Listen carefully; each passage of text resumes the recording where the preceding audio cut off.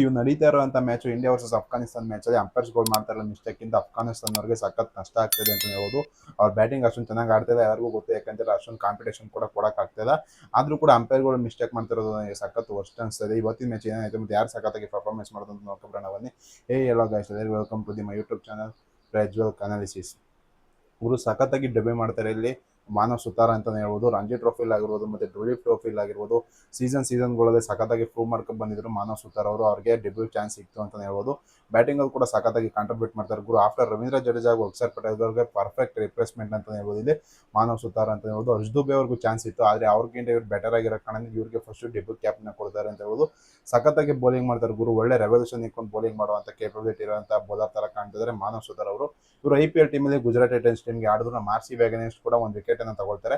ಸಖತ್ತಾಗಿ ಬೌಲಿಂಗ್ ಮಾಡ್ತಾರೆ. ಆಮೇಲೆ ಇಲ್ಲಿ ಟೆಸ್ಟಲ್ಲಿ ಬೌಲಿಂಗ್ ಮಾಡೋದಕ್ಕೂ ಮತ್ತು IPL ಬೌಲಿಂಗ್ ಮಾಡೋದಕ್ಕೂ ಸಖತ್ ಡಿಫ್ರೆನ್ಸ್ ಇರುತ್ತೆ ಅಂತಲೇ ಹೇಳ್ಬೋದು. ಸಖತ್ತಾಗಿ ಡಿಫ್ರೆನ್ಸ್ ಮಾಡುವಂಥ ಕೇಪಬಿಲಿಟಿ ಇದೆ ಇಲ್ಲಿ ನಿಮಗೆ ಮಾನವ್ ಸುತಾರ್ ಅಂತ ಹೇಳ್ಬೋದು. ಬೌಲಿಂಗ್ ಮಾಡೋದಂಥ ಫಸ್ಟ್ ಓವರಲ್ಲಿ ವಿಕೆಟ್ ತಗೊಳ್ಳೋಂಥ ಎಲೈಟ್ ಕ್ಯಾಟಗರಿಗೆ ಹೋಗ್ತಾರೆ ನಿಮಗೆ ಇಲ್ಲಿ ಮಾನವ್ ಸುತಾರ್ ಅಂತ ಹೇಳ್ಬೋದು. ಫಸ್ಟ್ 7 ಜನ ಮಾತ್ರ ನಿಮಗೆ ಫಸ್ಟ್ ಓವರಲ್ಲಿ ವಿಕೆಟ್ ತಂದುಕೊಟ್ಟಿರೋ ಇಂಡಿಯಾ ಪರವಾಗಿ ಟೆಸ್ಟ್ ಆಡಿ. ಈಗ 8ನೇ ಪ್ಲೇಯರ್ ಆಗ್ತಾರೆ ಮಾನವ್ ಸುತಾರ್ ಅವರು.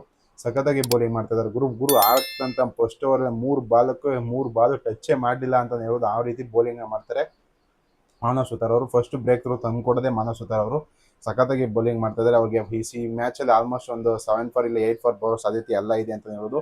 ಫಾಲ್ ಆನ್ ಕೊಟ್ಟರು ಅಂತ ಹೇಳಿದ್ರೆ ಪಕ್ಕ ಇಲ್ಲಿ 10 ವಿಕೆಟ್ಗಳು ಮೇಲಂತೂ ಪಕ್ಕ ಒಂದೇ ಒಂದು ಮ್ಯಾಚಲ್ಲಿ ತಗೊಳ್ತಾರೆ ಇಲ್ಲಿ ಮಾನವ್ ಸುತಾರ್ ಅಂತ ಹೇಳ್ಬೋದು. ಆ ರೀತಿ ಕೇಪಬಿಲಿಟಿ ಇದೆ.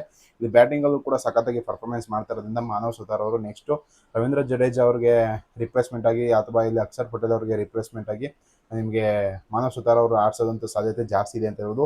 ಈಗಾಗಲೇ ರವೀಂದ್ರ ಜಡೇಜಾ ಮತ್ತು ನಿಮಗೆ ಅಕ್ಷರ್ ಪಟೇಲ್ನ ನಿಮಗೆ ಟೀಮಿಂದ ಡ್ರಾಪ್ ಮಾಡಿದಾರೋ ಏನೋ ಅಂತ ಇನ್ನೂ ಕನ್ಫರ್ಮೇಷನ್ ಕೊಟ್ಟಿಲ್ಲ. ಅದ್ರ ಕಾರಣದಿಂದ ಅವ್ರು ಏನಾರ ಅವೈಲೇಬಿಲಿಟಿ ಬಂತು ಅಂದರೆ ನೆಕ್ಸ್ಟ್ ಪ್ರಿಫರೆನ್ಸಲ್ಲಿ ಬರೋದೇ ನಿಮಗೆ ಮಾನವ್ ಸುತಾರ್ ಅಂತ ಹೇಳ್ಬೋದು. ಸಖತ್ತಾಗಿ ಇಂಡಿಯಾ ರಿಪ್ಲೇಸ್ಮೆಂಟ್ ಅಂತ ಹುಡುಕೋತಾ ಇದ್ದಾರೆ. ಏನಾಗ್ತದೆ ಕಮೆಂಟ್ ಮಾಡಿ. ಒಟ್ಟಿನ ಇಂಡಿಯಾ ಪರ್ಫಾರ್ಮೆನ್ಸ್ ಅಂತೂ ಸಖತ್ತಾಗಿ ಹೋಗ್ತಿದೆ.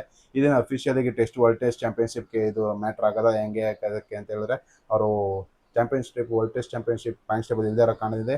ಮ್ಯಾಚ್ ನಾವು ಗೆದ್ದರೂ ಕೂಡ ಏನು ಪಾಯಿಂಟ್ಸ್ ಆ್ಯಡ್ ಆಗೋದಿಲ್ಲ. ಆದರೆ ಆಡ್ತಾ ಇರೋಂಥ ರೀತಿ ನಮಗೆ ಸಖತ್ತಾಗಿ ಪಾಸಿಟಿವ್ನೆಸ್ನ ಕೊಡುತ್ತೆ. ಯಾಕಂದರೆ ಶ್ರೀಲಂಕಾ ಮೇಲೆ ಆಡಬೇಕು ಮತ್ತು ನ್ಯೂಜಿಲೆಂಡ್ ಮೇಲೆ ಟೆಸ್ಟ್ ಆಡಬೇಕು ಮತ್ತು ಬಾರ್ಡರ್ ಗವಾಸ್ಕರ್ ಟ್ರೋಫಿಗೆ ನಿಮಗೆ ಸಚಿನ್ ತೆಂಡೂಲ್ಕರ್ ಬಾರ್ಡರ್ ಗವಾಸ್ಕರ್ ಟ್ರೋಫಿ ನಿಮಗೆ ಸಖತ್ತಾಗಿ ಬರ್ತಾರೆ. ಆಸ್ಟ್ರೇಲಿಯಾದವರು 5 ಮ್ಯಾಚ್ಗಳು ಆಡೋಕ್ಕೆ ಬರ್ತಾರೆ ಇಂಡಿಯಾಗೆ. ಅವಾಗ ನಮ್ಗೆ ಸಖತ್ ಒಳ್ಳೆ ಪ್ರಿಪ್ರೇಷನ್ ಥರ ಇರುತ್ತೆ ಅಂತ ಹೇಳ್ಬೋದು. ಸಚಿನ್ ಆಂಡರ್ಸನ್ ಟ್ರೋಫಿ ನಮ್ಮ ಇಂಡಿಯಾದವರು ಟೈಮ್ ಮಾಡ್ಕೊಂಡ್ರೆ ಇಂಗ್ಲೆಂಡಿಗೆ ಹೋಗಿ ODI ಸೀರೀಸ್ ಕೂಡ ಬರ್ತದೆ. ಯಾವ ರೀತಿ ಅಂತ ಕಮೆಂಟ್ ಮಾಡಿ. ನಿಮಗೆ ಅನಿಸ್ತದೆ ವಿಡಿಯೋ ಇಷ್ಟ ಆಗಿದ್ರೆ ಲೈಕ್ ಮಾಡಿ, ಸಬ್ಸ್ಕ್ರೈಬ್ ಮಾಡಿ.